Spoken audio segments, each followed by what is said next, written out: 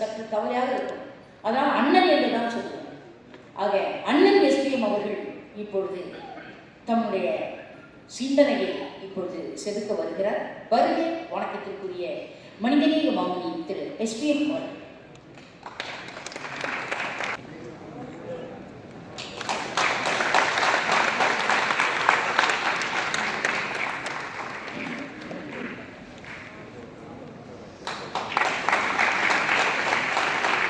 கலைமாமணி யோகாவுடைய வாழ்க்கையில் எந்த பக்கம் துன்பமாக இருந்தாலும் இன்பமாக இருந்தாலும்.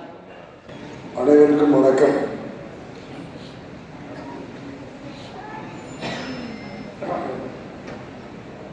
நம்முடைய மரியாதைக்குரிய நெல்லை செட்டியார் அவர்கள் நடத்துகிற இந்த நூல் வெளியீட்டுள்ளவர்கள் வந்திருக்கிற மிக முக்கியமான விருந்தினர்களே, அரங்கத்தில் இருக்கிற அவர்களுடைய நட்புக்கு எடுத்துக்காட்டாக இங்கே நண்பர்களாக வந்திருக்கிற நண்பர்களே, உங்கள் அனைவருக்கும் உங்களுடைய அன்பு கலந்த வணக்கங்களை தெரிவித்துள்ளது.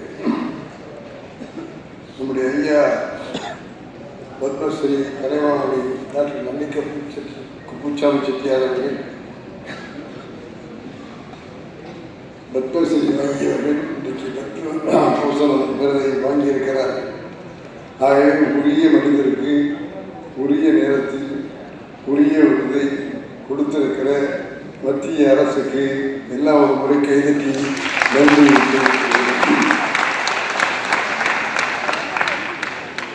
ஐயாவை பொறுத்தளவு இன்னைக்கும் கொடுத்துருக்கோம், ஆனால் இன்னைக்காவது கொடுத்துருக்காங்களே அப்படிங்கிறதுக்காக நான் மகிழ்ச்சி அடைகிறேன். நாம் எல்லாருமே சேர்ந்து மகிழ்ச்சி அடைகிறோம். அவருடைய பணியை பார்த்தா எப்படி அவரால் இவருடைய வேலைகளை செய்ய முடியுது அப்படின்னு நாங்களே இயந்து போய் பார்ப்போம். காலையிலிருந்து மாலை வரையிலும் அவர் கடையில் இருப்பார். மாலையில் பார்த்தா எங்கேயாவது ஒரு விழாவை கலந்துட்டு இருப்பார். அதுதான் மரியாதை.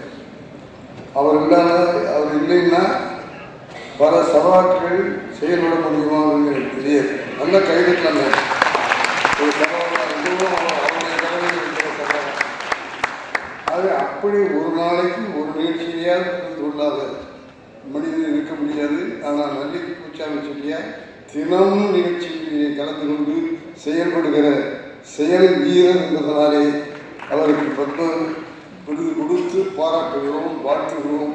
இந்த விருதும் வாழ்த்தும் அவரை உற்சாகப்படுத்தி இன்னும் பல விழாக்களையும் சிறப்பான நிகழ்ச்சிகளையும் நடத்தி கொடுக்குமாறு பொதுமக்கள் சார்பில் ஐயா அவர்களையும் நான் கேட்டுக்கொள்கிறேன். நல்ல ஒரு தடவை கைதட்டி அவர் பொதுமக்கள்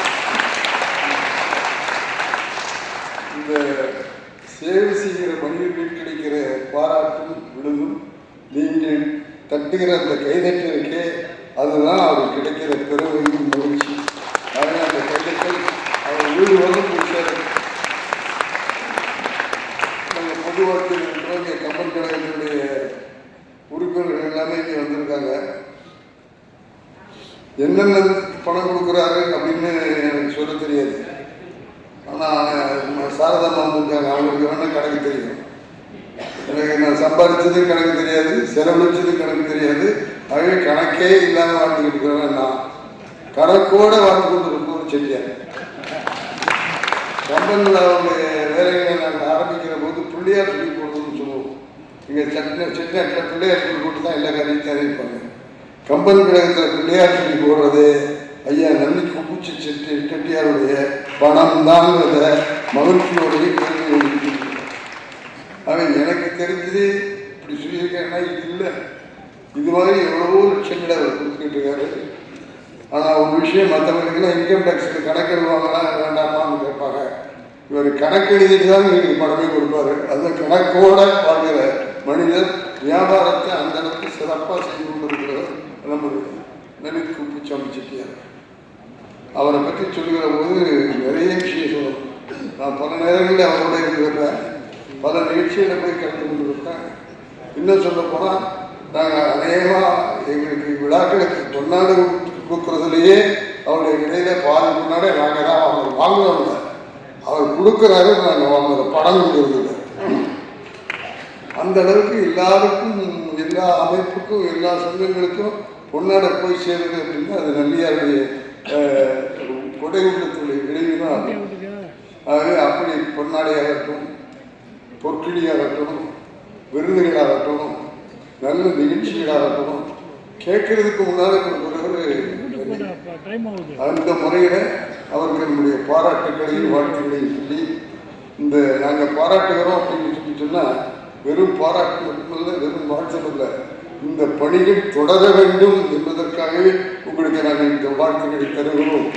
ஆகவே எங்களுடைய வாழ்த்துக்களின் மூலமாக நீங்கள் இன்னும் நன்மைகளை கொடுக்கணும், இன்னும் நல்ல காரியங்கள் செய்யணும் அப்படின்னு நான் அவர் கேட்கிறேன். நானும் சரவணன் சாரும் பெரும்பகுதி அவரை பார்க்க போகிற போது அவர் யாருக்காவது உதவி பண்ணிட்டு இருக்காரு. அங்கே யாரோ ஒரு பையன் உட்காந்துருக்காங்க, அது அது அது அது என்னன்னு கேள்வி அப்படின்பாரு. கேட்டால் அந்த பையன் லயோலா காலேஜில் இடம் கிடைக்கலன்னு வந்திருப்பான். லயோலா காலேஜில் யார் ஃபாதர் இருக்காங்க கேள்வி அப்படின்னு ரெவரண்ட் ஃபாதர் யாருன்னு கேட்டுட்டு அந்த ஏழை பையனுக்கு இடம் வாங்கி கொடுத்துட்டு தான் எங்களோடய பேசுவோம். ஏழை பையன் படிக்கிறதுங்கிறது அவ்வளோ வர்த்தகம். அது லயோலா காலேஜாக இருந்தாலும் சரி, விவேகானந்தா காலேஜாக இருந்தாலும் சரி, ராமகிருஷ்ண பிள்ளையாக இருந்தாலும் சரி, வேற எங்கேயுமே போக வேண்டாம். நன்னி செட்டியார்கிட்ட போய் சிவரிசி சொன்னால் அவங்களுக்கு இடம் கிடைக்கணும் அப்படிங்கிறத இந்த பப்ளிக்கில் நம்முடைய விழாவலியில் உங்களுக்கு சொல்லிக்கொள்ள ஆசைப்படுறேன். ஆகவே அதுக்கு காரணம், நான் சொல்றதுக்கு காரணம் என்னுடைய விஷயம். இன்னைக்கு சேர்ந்த பல பேருக்கு அவரிடத்துல சொல்லி இடம் வாங்கிக்கணும். இடம் வாங்குறதுன்னா சும்மா நினைக்கிறீங்களா? லயோலா காலேஜ் ஃபாதர் பிரின்சிபல் தெரியுமா, ஒரு ப்ராஜெக்டை ரெடி பண்ணி வச்சுக்கிட்டு தயாராக இருப்பார். ஐயா சீட்டு வேணும்னு போய் கேட்ட உடனே ஒரு உடன்பாடு, ஐயா நீங்கள் கேட்குற சீட்டை நாங்கள் கொடுத்துட்றோம், ஆனால் அந்த ப்ராஜெக்டுக்காக ஒரு பில்டிங் கட்டுறதுக்காக நாங்கள் பணம் இடம் ஒதுக்கி வச்சுருக்கோம், அதில் அந்த பில்டிங்கை நீங்கள் கட்டி கொடுத்துடணும், நீங்கள் கேட்குற சீட்டை நாங்கள் தந்துடுவோம்னு சீட்டு பரிமாற்றத்தில் ஐயா பணம் கொடுத்து லயோலாவில் பல கட்டடங்கள் எழுந்திருக்கிறது. மகிழ்ச்சியோடும் பெருமையோடும் சொல்றதுக்கெல்லாம் காரணம் மனித நேயத்தோடு. சம்பாதிக்கிற பணத்தை நானே வச்சுக்குவேன், எனக்கு கொடுப்பேன், ஏற்றி கொடுப்பேன் அப்படின்லாம் இல்லாமல் சம்பாதிக்கிற பணம் எல்லாருக்கும் சொந்தம். அந்த சம்பாதிக்கிற பணத்தை யாராருக்கு தேவை இருக்கிறோ அவங்களுக்கெல்லாம் கொடுப்பேங்கிற நல்ல உள்ளத்தோட, கொடை உள்ளத்தோட, அன்னைக்கு கொடுத்தார், இன்னைக்கு கொடுத்தார், நாளைக்கு கொடுப்பார் அப்படி என்பதற்காக இரு இடம் கூப்பி அத்தனைகளுடைய சார்பையும் நம்முடைய நன்றி இழந்த வழக்கை நான் ஐயா அடுத்து இங்கே பாராட்டக்கூடியவர், பாராட்டப்பட வேண்டியவர் நம்முடைய பாரதி ராஜா அவர்கள். அவருடைய உடல்நிலை சரியில்லாத காரணத்தினாலே இன்றைக்கு வர முடியவில்லை. அவர் சீக்கிரம் உடல் பெற்று மீண்டும் புரட்சிகளை செய்வதற்கு திரையுலகிற்கு வர வேண்டும் என்று உங்கள் அத்தனை பேருடைய வாழ்த்துக்களையும் பெற்று பாரதிராஜா அவர்களே நீங்கள் விரைந்து குணம் பெற்று திரையுலகத்துக்கு பல புதுமைகளை செய்தீர்கள், பல சிறந்த படங்களை கொடுத்தீர்கள், பல விருது வாங்கும் படங்களை கொடுத்தீர்கள், பத்மஸ்ரீகளுக்கும் நீங்கள் வாங்கினீர்கள். அதற்கு திரையுலகத்திலே ஒரு முத்திரை விதித்திருக்கிற பாரதி ராஜா அவர்கள் விரைவான முறையில் என்று நாம் அத்தனை பேரும் சேர்ந்து அவரை மனமாக உரமாக நடத்துவோம். அவர் விரைவாக குடும்பத்தை திரையுலகிற்கு மீண்டும் கொண்டு செய்வதற்கு வர வேண்டும் என்று எல்லோருடைய சார்பிலையும் நான் கேட்டுக்கொள்கிறேன். 25 வருஷம் நம்முடைய யோகாவோடும் அவரும் இணைந்து இருந்த விஷயங்களை புத்தகமாக எழுதி அந்த புத்தகத்தை பல நல்ல விஷயங்கள் சொல்லணும். நட்பு எப்படி இருக்கணும், வேறு ஒன்றுமே நீங்கள் செய்ய வேண்டாம், இந்த புத்தகத்தை படித்து பார்த்தாலே தெரியும். இங்கே முக்கியமாக 3 பேர், ஐயா நடிச்செட்டியார், யோகா, பாரதி ராஜா, இவங்க எல்லாம் நட்புக்கு எடுத்துக்காட்டான வாழ்ந்து கொண்டிருக்கிறார்கள். 25 வருஷம் ஒன்றா இருக்கிற கலைஞர்கள். ஐயா நடிச்செட்டியார் ஃபாரினுக்கு போகிறாரு, பாரதி ராஜா ஃபாரினுக்கு போகிறாரு அப்படின்னா முத யாருக்கு டிக்கெட் போடுவாங்க தெரியுமா? தங்களுக்கு போட்டுக்க மாட்டாங்க. முத யோகாவுக்கு டிக்கெட்டை போட்டுட்டு அதுக்கு பிறகுதான் தங்களுக்கே டிக்கெட் போடுவாங்க. அதுதான் ஐயாவுடைய பழக்கம், அதுதான் பாரதி ராஜாவுடைய பழக்கம். அதை படித்து பார்க்கிற போது எவ்வளவு உள்ளன்போடு இருந்திருக்கிறார்கள், எவ்வளவு நட்போடு இருந்திருக்கிறார்கள். நான் என்ன செஞ்சேன், எனக்கு என்ன லாபம் வரும் அப்படின்னு யாரும் எனக்கு பார்த்தது. யோகா பாரதிராஜாட்ட எனக்கு என்ன வேணும்னு கேட்க மாட்டேன். யோகா நன்றி சட்டியை எப்படி எனக்கு இப்படி ஒரு விஷயம் எனக்கு வேணும்னு கேட்க மாட்டார். அவங்க பணத்தாலே அல்ல, அன்பால ஒன்றுபட்டவர்கள். அந்த அன்பால ஒன்றுபட்ட நண்பர்கள் என்பதற்கு எடுத்துக்காட்டாக வேண்டுமானால் இந்த புத்தகத்தை படிக்கலாம். அதில் அவ்வளவு விஷயம் இருக்கு. அன்போடு இருக்கு, பண்போடு இருக்கு, பாசத்தோடு இருக்கு. இன்னைக்கு கொஞ்சம் கொஞ்சமாக விட்டுட்டு போகிறேன் அந்த நட்பு. அதையெல்லாம் விடாமல் பிடிச்சிருக்கு. நாங்கள் இன்னும் நட்போடு இருப்போம்னு சொல்லுகிற அந்த நல்ல இதயங்கள் இந்த புத்தகத்தில் நான் பார்க்குறேன். அப்படி இருக்கிற இந்த குடும்பத்தை பற்றி சொல்லுகிற போது நட்புக்கு யாரை எடுத்துக்காட்டுன்னு சொன்னால் நான் எங்கள் 3 பேரையும் சொல்லுவேன். ஃபங்க்ஷன் வந்தால் ஐயா தான் முதல்ல வந்து நிற்பாங்க. நன்றி செட்டியார், நன்றி செட்டியார் வந்திருக்காரா ஒன்று மணி நேரம் திரும்பி வந்தால் யோகா நிற்பார். அது யோகா, அந்த ஃபங்க்ஷனுக்கு யோகா இல்லாமல் ஃபங்க்ஷன் நடக்காது. ஆகவே பாரதி ராஜா வந்திருக்காரு அப்படின்னு சொன்னால் பாரதி ராஜா யோகா இருப்பார். ஆகவே அவங்களுக்குள்ள அந்த அளவுக்கு நட்பும் இருந்தது. இந்த பெரும் பேசுறதுக்கு போதான் சொல்கிறாங்க, இந்த ஆர்வம் அப்புறம் செல்ஃபோன் சிக்கிச்சு இப்போ எல்லாம் அப்படியே போயிடுச்சு, கொஞ்சம் கொஞ்சமாக போயிட்டே இருக்கு. ஆகவே இந்த உறவு, நட்பு, அன்பு எல்லாமே போயிட்டு இருக்கிற காலத்தில் 25 வருஷமாக நாங்கள் வாழ்ந்துக்கிட்டு இருக்கிறோம். ஒன்றா நட்போடு வாழ்ந்துட்டு இருக்கிறோம். இதை உதாரணமாக இருக்குங்க. நாங்கள் நட்புக்கு எடுத்துக்காட்டாக வாழ்கிற நண்பர்கள். அகரக நட்பு நட்புல முகரக நட்பு நட்பு என்று சொல்லி நான் விடுவேன். நட்புகள் கையாட்டிட்டு போகிறது இல்லை. அந்த நட்பு உள்ளத்திலிருந்து வரணும், பாசத்தோடு வரணும், ரத்தத்தோடு வரணும். அப்படி நட்பை சொல்கிற அந்த நல்ல விழாவில் அந்த நண்பர்கள் மத்தியில் நாமும் இருக்கும், எனக்கும் இருக்காங்க அப்படின்னு காட்டுகிற போது எனக்கு ரொம்ப பெருமையாக. இந்த பாரதி ராஜா எங்கள் ஏவிஎம் ஸ்டுடியோவில் ஒரு முறை வந்தார். வந்தபோது அன்றைக்கு ஒரு ப்ரிவியூ தேட்டர்னு ஒரு தேட்டர் உண்டு. இங்கே சச்சம்மா இருக்காங்க, இன்னையும் சச்சம்மா தான், அன்னையும் சச்சம்மா. அந்த ப்ரொஜெக்ஷன் பார்க்கறதுக்காக ஒரு கூட்டம் உள்ளே போகுது அந்த தேட்டர் உள்ள. அந்த வேடிக்கை பார்த்துக்கிட்டே இந்த பாரதி ராஜா அந்த கூட்டத்தில் ஒருத்தர் உள்ளே போயிட்டார். அந்த தேட்டரில் போய் படம் பார்க்கறதுக்காக உட்காந்துருக்காரு. எங்கிட்ட ஒரு ப்ரொடக்ஷன் மேனேஜர், பேர் சொல்ல வேண்டாம்னு நினைக்கிறேன், அவர் பார்த்தாரு. நீங்கள் யார், இந்த கம்பெனிக்கு உங்களுக்கு என்ன சம்பந்தம், எங்கள் ஸ்டுடியோவில் அனுமதி இல்லாமல் யாரையும் அனுப்ப மாட்டோம், தயவு செஞ்சு எழுதிச்சு வெளியே வாங்க. பாரதி ராஜா இல்லை, அவர் என்னுடைய நண்பர், அவர் தான் என்னை கூப்பிட்டு வந்தார். அவர் உங்கள் நண்பராக இருக்கலாம், அதை வெளியே வச்சுருங்க. எங்கள் ஸ்டுடியோ தேட்டரில் அது சம்மந்தப்பட்டவங்க மட்டும்தான் படம் பார்க்க முடியும். அதை தயவு செஞ்சு வெளியே போகணும்னு சொல்லி நம்ம உலக சுற்றுலா ஏவிஎம் ப்ரொடக்ஷன்ஸ் சொல்லலாம். அந்த சுற்றுலா வரையிலும் பாரதி ராஜாவை கூட்டிகிட்டு போய் வெளியே விட்டுட்டு வந்துட்டே இருந்தார்.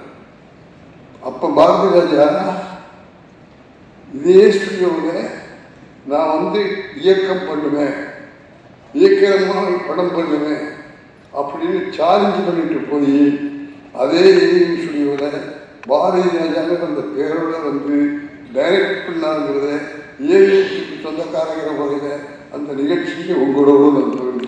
அதுதான்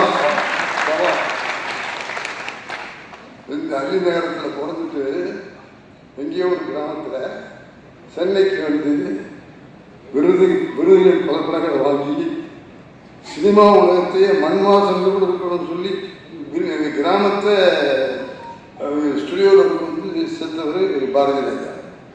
அவர் என்ன படம் மண்வாசன் எடுத்த படங்கள் கொடுங்க, அது மட்டும்தான் எனக்கு தெரியும்.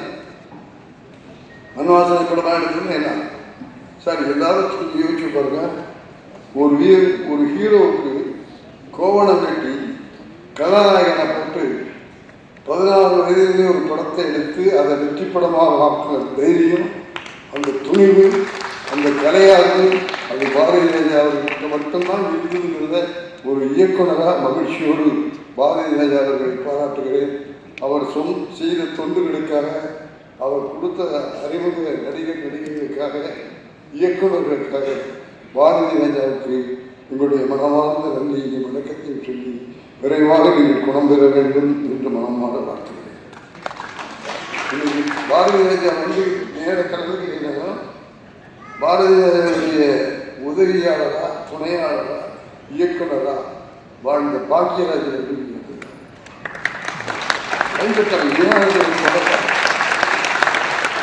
பாரதி உதவியாளராக இருந்து இன்னைக்கு பாக்கியராஜ் எந்த இடத்துல என்னென்னமோ படம் கொடுத்துருக்காரு, ஏகப்பட்ட படம். ஆனால் அந்த படத்தில் எங்கள் படத்தை எந்த படமும் அடிச்சுக்க முடியாது. ஏமி முத்தானந்த முடிச்சுக்கிற படம் யாராலையும் மறக்க முடியாது. மறக்கிற அளவுக்கு அவர் ஸ்கிரிப்ட் எழுதுற, வசனம் எழுதுற, ஒரு அசிங்கம் கொஞ்சம் என்ன கொஞ்சம் அப்படி இருக்கே அப்படின்னு நினைக்கிற போது ஜீவனை மாற்றிக்கிறது. மாற்றி உங்களை கைதட்ட வச்சு இது அது அல்ல, அது இது அல்ல, நான் சொல்கிற நோக்கத்தோடு பார்க்குற மாதிரி சொல்லிக் கொடுக்கக்கூடிய ஸ்க்ரீன் பிளே ரைட்டர்னு சொல்லி சொன்னால் அது பாக்கியராஜ் தான். முந்தானி முடிச்சு கதை அவர் படம் பண்ணுறது இயக்குறது முடிவு பண்ணிட்டாங்க. முடிவு பண்ணோன்னா ஏவிஎம் பழக்கமே கதையை ரெடி பண்ணிட்டு அதுக்கு பிறகுதான் பூஜைக்கு போவாங்க. இவற்றை கதை கேட்டுகிட்டே இருக்காங்க. இந்த சொல்கிறேன், அந்த சொல்கிறேன், இந்த சொல்கிறேன்னு சொல்லிகிட்டே இருக்கிற கதை சொல்ல மாட்டேங்கிறார். அது சரவணன் சார் சொன்னார்ப்பா, தள்ளிட்டே போயிட்டு இருக்கு, நாங்கள் கதை ஓகே பண்ணாமல் பூஜை பண்ண மாட்டோம், அது தயவு செஞ்சு அந்த கதையை சொல்லிடு அப்படின்னு பாக்கியராஜ் கூப்பிட்டு பேசும்போது, பாக்கியராஜ் சார் சரி நான் கதை சொல்கிறேன் சார், ஆனால் ஒரே ஒரு விஷயம், இந்த ஸ்டுடியோக்குள்ளேயோ உங்கள் ஆஃபீஸ் ரூம்லேயும் நான் கதை சொல்ல மாட்டேன். எனக்காக நீங்கள் எங்கேயும் வெளியே போய் ரூம் போட மாட்டேங்கன்னு தெரியும், ஆனால் எனக்காக ஹோட்டலில் ரூம் போடுங்க, நான் கதை சொல்லுன்னு சொல்லிட்டு ஒரு ஹோட்டலில் ரூம் போட்டு பிரதர்ஸும் அவர் மட்டும் இருந்தது அந்த கதையை கேட்டாங்க. கிட்டத்தட்ட 1.5 மணி நேரம் கதை சொல்கிறாரு. கையில் ஒரு பேப்பர் கிடையாது, அசிஸ்டன்ட் கிடையாது. அவரும் தயாரிப்பாளர்கள் மட்டும் இருந்து பாக்கியராஜ் கதையை சொன்னார். சொன்னோன்னு ஒரு 10 நிமிஷம் இன்டர்வல் இடைவேளை சார் இந்த இடத்துல அப்படின்னு சொல்லிட்டு 10 நிமிஷம் வெளியே போயிட்டாரு. எல்லாரும் என்ன வீட்டில் போயிட்டாரு அப்படின்றத வேறு ஒன்று, அது அவருக்கு சொந்தமான ஒரு விஷயம். போயிட்டு வந்தார். பழையபடியும் இன்டர்வெல்லிருந்து ஆரம்பிச்சு இடைவெளி எதுவுமே இல்லாமல் முழு கதையும் கிட்டத்தட்ட 2 மணி நேரம் ஒருவித பேப்பரும் இல்லாமல் மனதினை படம் பிடிப்பது போல எல்லாவற்றையும் பார்த்துக்கொண்டு காட்சிகளை பார்த்துக்கொண்டு கதை சொல்லி அந்த கதையை நம்முடைய பாக்கியராஜர்கள் இயற்கையும் கொடுத்து ஓகே செய்தார்கள். அந்த படம் தான் முந்தானி முடிச்சு. ஒரு ஸ்கிரிப்டில் ஒரு பேப்பரில் எல்லாத்தையும் மனசில் வாங்கிட்டு எல்லாத்தையும் படமாக அவர் பார்த்துக்கிட்டு அதுக்கு கதை சொன்னார். அப்படின்னா எப்படிப்பட்ட ஆற்றல் இருக்கணும், எப்படிப்பட்ட திறமை இருக்கணும்.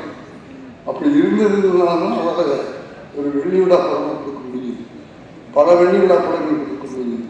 ஸ்கிரீன்ல எழுதுகிற பாக்கியராஜ் முந்துகிறார் என்று எல்லோரும் சொல்லுகிறவருக்கு நீங்கள் பத்திரிகையாளர்லாம் காந்தி சார் இருக்காரு, சித்தராஜ் சொல்லுகிறார், அவருக்கு அவ்வளவு பேருக்கு தெரியும், அவ்வளவு பேர் எழுதினாங்க.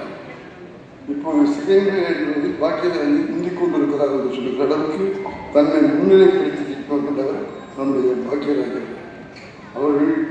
பாரதி ராஜாவுடைய உதவியாளர் என்பதாலும் தமிழகத்துடைய திரையுலகமாகவே திரை மட்டுமல்ல அரசியல் வரையிலையும் கொஞ்சம் அப்படி போயிட்டு வந்தவர். எம்ஜிஆர் அமெரிக்காவில் இருக்கிற போது அமெரிக்காவுக்கு போய் எம்ஜிஆர் அவர்களை பார்த்துவிட்டு வந்தவர் பாக்கியராஜ். அப்படிப்பட்ட பாக்கியராஜ் அவர்கள் இந்த புத்தகத்தை இன்றைக்கு தான் வெளியிட அவர் வாங்கி கொண்டிருக்கிறார். ஆகவே அதனையும் பாரதிய தொடர்பு இருக்கு. அப்படிப்பட்ட பாக்கியராஜ் அவர்களுக்கும் என்னுடைய மனமார்ந்த வாழ்த்துக்களையும் பாராட்டுகளையும் தெரிவித்துள்ளது. அடுத்து எங்களுடைய மரியாதைக்குரிய யோகா எல்லா ஃபோட்டோகிராஃபரும் தாங்க முன்னால் இருக்கிற மாதிரி எனக்கு முன்னால் நின்றுட்டு எல்லாரையும் மறைச்சிக்கிட்டு ஃபோட்டோ எடுப்பாங்க. இவர்கள் இருக்கிற ஒரு நல்ல பழக்கம், எப்போ வந்தார், எப்போ ஃபோட்டோ எடுத்தார், எப்போ வெளியே போனாருன்னு யாருக்குமே தெரியாது. யோகாவுக்கு மட்டும்தான் தொழிலை தொழிலாக கருதி தொழிலாக நடத்தி அந்த புகைப்படங்களுக்கு உயிர் வரவழைத்த பெருமை நம்முடைய கலைஞரை பற்றி சொன்னார். கலைஞர்களுக்கு கலைமாமணி கொடுத்தாரு, பொற்கிழி கொடுத்தாரு. அப்படின்னா அந்த கலைஞர் எவ்வளவு நம்ம யோகா கலைஞரை பல இடங்களில் ஃபோட்டோ எடுத்துருக்காரு. அந்த ஃபோட்டோக்களையெல்லாம் ஒரு ஆல்பமாக பண்ணி கலைஞர் ஃப்ரீயாக இருக்கிற டைம் பார்த்து கலைஞர் வீட்டுக்கு போய் கலைஞருக்கு கொண்டு போய் இந்த ஃபோட்டோ ஆல்பத்தில் கொடுத்துருக்காரு. கலைஞர் மிக பிஸியாக இருக்காரு.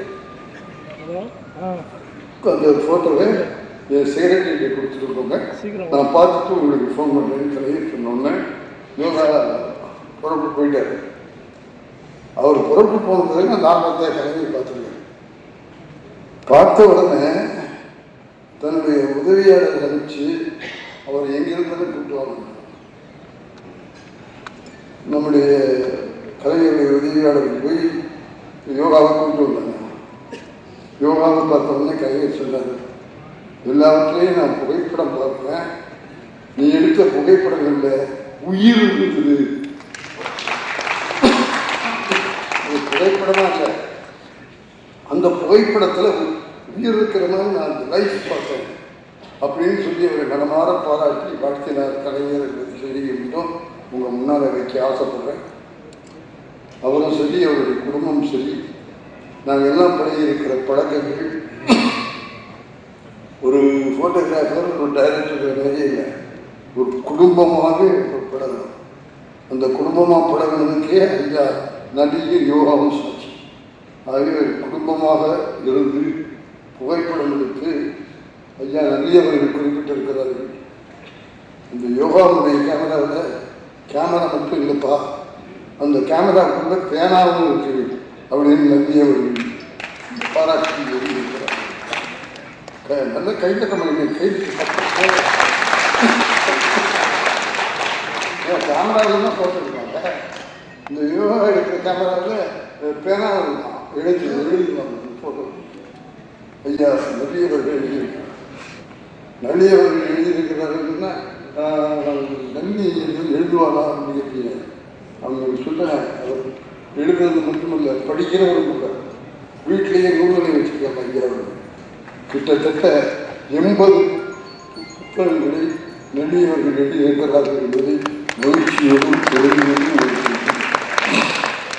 ஆக அப்படி அவன் ஐயா அந்த நல்லியை சொல்லும்போது யோகாவுடைய கேமராவில் பேனாவும் இருக்கு அப்படின்னு எழுதியிருப்பது யோகாவுக்கு கிடைத்திருக்கிற பெருமை, யோகாவுக்கு கிடைத்திருக்கிற பெரிய விருது என்று நான் கருதுகிறேன். ஆகவே இந்த அளவில் நண்பர்களெல்லாம் வந்திருந்து யோகாவுடைய 78வது வயதில் அவர் துணைவியாரோடு இந்த பிறந்தநாளை கொண்டாடி கொண்டிருப்பது நம்ம எல்லோரும் பெறுவேன். ஆகவே பாரதிராஜா அவர்களும் அந்த 25 ஆண்டு புத்தகத்தை படித்தார். பல பாடங்களை நாம் கற்றுக்கொள்ள முடியும், பல நட்புகளை நாம் உண்டாக்கிக் கொள்ள முடியும். அன்பு, பாசம், நேசம் எல்லாம் போய்விட்டது என்று சொல்லாதீர்கள். இந்த புத்தகத்தை படியுங்கள். அன்பு, பாசம், நேசம், நட்பு, மனிதனை அவ்வளவும் நமக்கு வரும். நாம் வெற்றியெல்லாம் கற்றுக்கொள்வதற்கு இந்த நூல்கள் பயன்படும். இந்த நூல்களுக்கு கதாநாயகர்கள் இருந்தவர்கள் நந்தி, பாரதி, யோகா, அந்த 3 பேரையும் மனமாக வளமாக வாழ்க வாழ்க வாழ்க வாழ்த்து வெளியிலிருந்து நாம்